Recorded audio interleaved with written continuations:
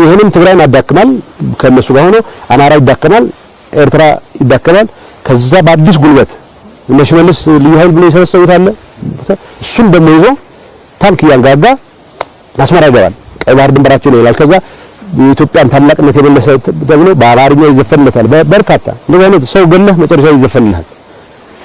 ግን ደግሞ ዘፈን አለ የማን ቤት ጠፍቶ የማን በጂ ምን ዘፈን አለ የአማርኛ ዘፈን እሱን ነው ይፈጠሩ ያሉት የማን ቤት ጠፍቶ የማን በጂ ነው እያለ ያለው ኢሳያስ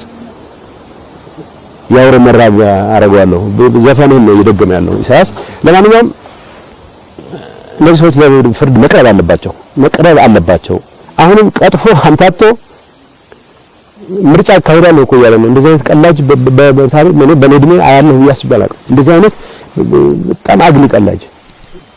ምርጫ ያለው የተመዘገበ ሰው ወጣ አፋር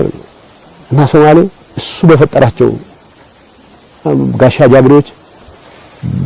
ቦታ ለይዞ የተቀጣቀጠ ነው የተባላ ነው ደምታ አይደለም ስለ ሲቪሊያን መሞት ስለ አፋር መሞት ስለ ሶማሌ መሞት ግዴታ አይደለም በዚህ ግርግር ስልጣኑ ምን እንደሆነች ያቺ ስልጣን ጠቅሟ ምን እንደሆነች ግዘሩ ይቻላል ምንም መረዳት ነው ለፍትህ መቅረብ መቻል አለባቸው እዛ ላይ